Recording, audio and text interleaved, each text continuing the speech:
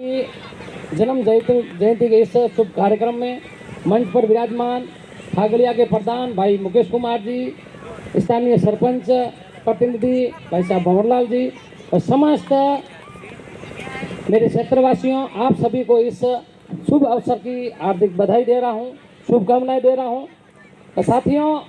मैं कई समय से सुन रहा हूं, कई वक्ताओं ने बाबा साहब के जीवन के प्रति, बाबा साहब ने किस प्रकार अपना संघर्ष किया। आज ये जो अपन भारत देख रहे हैं और देश दुनिया और संविधान देख रहे हैं, अगर ये देश आज जो देश की स्थिति देख रहे हैं, इसमें सबसे बड़ा अगर किसी का योगदान है तो उस महामानव का है, भारत विधाता का है, जो बाबा साहेब डॉक्टर भीमराव अम्बेडकर जी ने कैसी विकट परिस्थिति में आज तो हम सभी क्षेत्र में सभी प्रकार की सुविधाओं से सक्षम हैं, लेकिन कैसी परिस्थिति में उस महामानव ने संघर्ष किया होगा,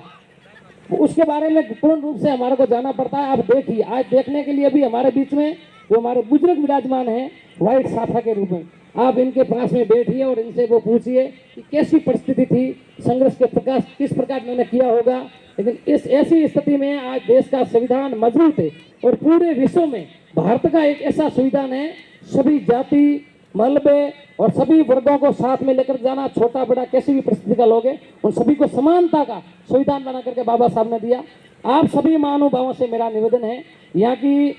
बाबा साहब की जो कमेटी है, अम्बेडकर सेवा समिति कमेटी वाकासर की, इन पूरी टीम को मैं धन्यवाद दे रहा हूँ कि आपने बहुत ही शानदार कार्यक्रम रखा और 5 साल से ये कार्यक्रम का आयोजन करते आए हैं, इसलिए बहुत बढ़िया शानदार अच्छी टीम आपका काम कर रही है, इसलिए सभी का धन्यवाद आभार। और समस्त बाबा साहब के अनुयायी है, जो समर्थक है, जो हमारे साथी विराजमान हैं, उन सभी से मेरा कर्मंद विशेष निवेदन है।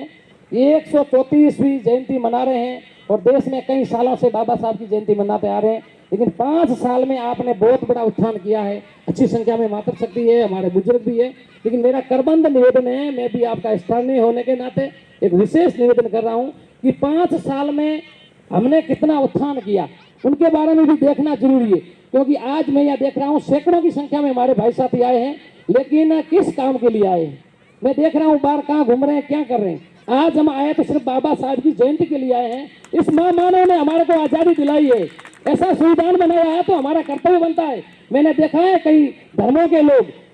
महीनों भर, 1 महीना भर लगातार रोजा रखते हैं, भूखे प्यासे रहते हैं, और कई भाई साथी आते हैं वो ऐसे होते हैं जो व्रत रखते हैं। और आपसे मैं इतना निवेदन करना चाहता हूँ, 3-4 घंटे पर अपन बैठ नहीं सकते,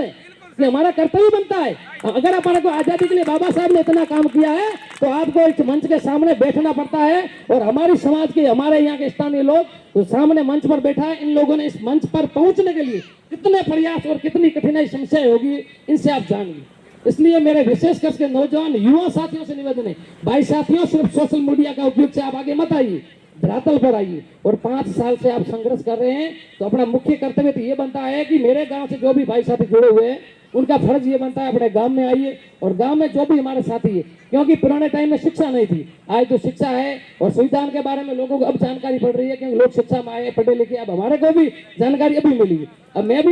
कई गाँव में देखता हूँ, चाहे मेरी समाज बहुल है और 15 अगस्त या 26 जनवरी होती है और लोग आते हैं कार्यक्रमों में, और उस दिन सबसे ज्यादा संख्या में आते, पूछते हैं भाई साहब किस लिए जा रहे हैं, कैसा कार्यक्रम है, तो हम तो आए, आज तो झंडा है, सिर्फ उनको पता है इतना ही है कि झंडा है, मिठाई मिलेगी, लोग मिलेंगे, बातचीत करेंगे, आ जाएंगे, लेकिन उनको ये पता नहीं है कि 15 अगस्त के दिन हमारा देश आजाद हुआ था,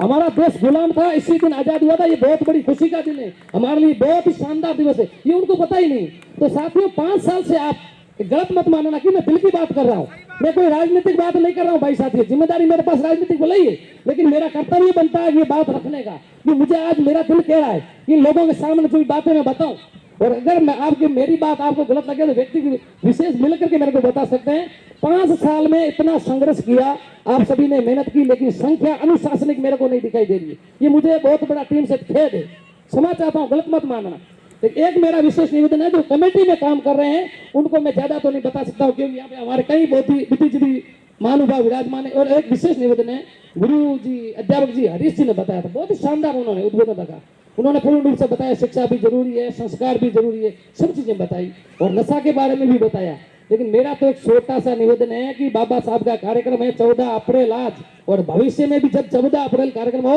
आपको नशा छोड़ना तो छोड़िए, नहीं तो मत छोड़िए। लेकिन ये बाबा साहब की जो मूर्ति विराजमान है, सामने आप विराजमान है, ये बाबा साहब का मंदिर है, और इसमें आप जब बैठे गुटखा बीड़ी जर्दा कोई भी नशे का उपयोग करके इस कार्यक्रम में उपस्थित मत होना भाइयों। अगर बाबा साहब के हितैषी बाबा साहब के लिए आते हो ना, तो इस नशा करके इस मैदान में मत आना भाइयों। अगर यही अपनी बात है, एक दिन अपन छोड़ सकते हैं। बाबा साहब ने कितना संघर्ष किया हुआ, पूरा जीवन खपा दिया इस समाज के लिए, इस हमारे क्षेत्र के लिए, हमारे महानुभावों के लिए, उसने पूरी जीवन की कुर्बानी कर दी। तो आप एक दिन के लिए नशा गुटखा बीड़ी चाय पानी नहीं छोड़ सकते हो, क्योंकि एक दिन तो पूर्ण रूप से आप उपवास कीजिए भगवान के नाम, ये अपने लिए भगवान भी है। ये मेरा विशेष निवेदन। दूसरे निवेदन ये है कि जो मैं स्थानीय टीम है, क्योंकि मैं परिचित नहीं हूँ टीम से, और मैं भी मेरा सुझाव भी उनको रखना चाहता हूँ।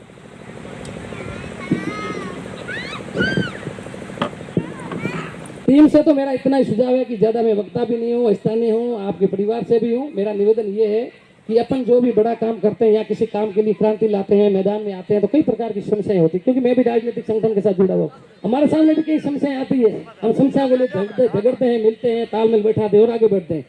मेरा निवेदन ये है कि संगठन में काम करने वाली टीम के लिए कि आप बाबा साहब का कामकाज कर रहे हैं, इसमें कई अड़चनें समस्याएं भी आएगी, कई लोगों के विचार अलग होंगे, सभी को तालमेल मिला करके आप एक कदम आगे जाइए, उनको आगे लाइए, मिला करके अपन काम करेंगे। और ये जो काम कर रहे हैं, इनसे आने वाला कार्यक्रम जो